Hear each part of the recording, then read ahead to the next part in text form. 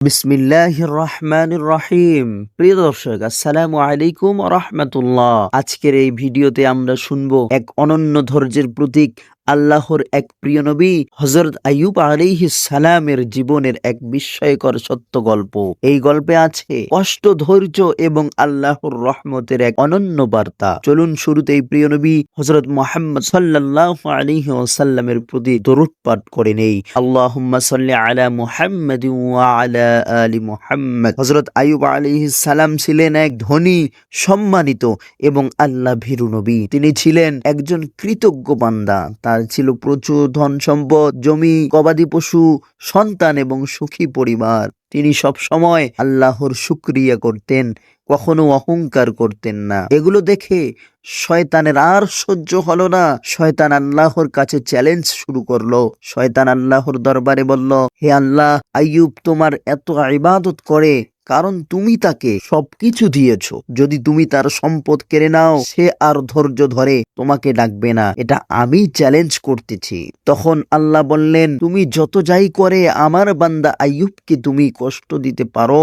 কিন্তু তার হৃদয়ে প্রবেশ করতে পারবে না, কারণ তার হৃদয়ে রয়েছে আমার ভয় ও তাকওয়া। এরপর শুরু হলো পরীক্ষা। এক এক করে সব গবাদি পশু মারা গেল, জমিগুলো ধ্বংস হয়ে গেল, সন্তানরা মারা গেল। কিন্তু আইয়ুব আলাইহিস সালাতু ওয়াস সালাম এত কিছু শেষ হয়ে যাওয়ার পরেও তিনি শুধু এতটুকুই বললেন, ইন্না লিল্লাহি ওয়া ইন্না ইলাইহি রাজিউন। নিশ্চয় আমরা আল্লাহর জন্য এবং নিশ্চয় তার দিকেই আমরা ফিরে যাব। তারপর এক কঠিন রোগ তার পুরো শরীরে আঘাত করে এতটাই খারাপ অবস্থা যে মানুষ তাকে ঘৃণা করতে শুরু করলো। সবাই তাকে ত্যাগ করলো, শুধু তার একজন স্ত্রী ব্যতীত। তিনি বছর বছর এই কষ্ট সহ্য করলেন, কখনো অভিযোগ করলেন না আল্লাহর দরবারে, শুধু আল্লাহর জিকিরে ব্যস্ত থাকতেন। অনেক দিন পরে দোয়া আরোগ্য লাভ হলো।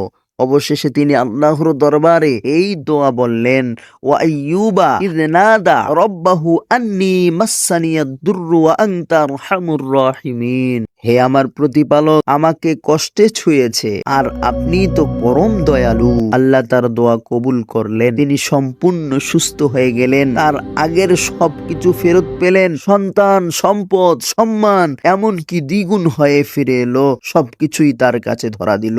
সুবহানাল্লাহ।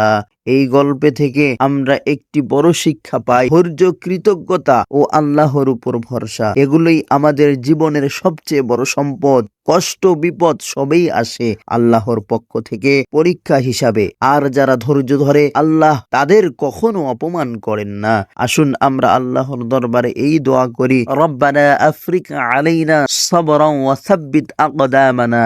হে আমাদের প্রভু, আমাদের উপর ধৈর্য বর্ষণ করো এবং আমাদের পথ সমূহকে সুদৃঢ় করো। বন্ধুরা, ভিডিওটি যদি আপনাদের ভালো লেগে থাকে তাহলে লাইক দিন, শেয়ার করুন এবং চ্যানেলটি সাবস্ক্রাইব করতে ভুলবেন না। পরবর্তী পর্বে আমরা শুনবো আরো এক মহান নবী বা আউলিয়া অনুপ্রেরণামূলক সত্য ঘটনা। আসসালামু আলাইকুম ওয়া রাহমাতুল্লাহ।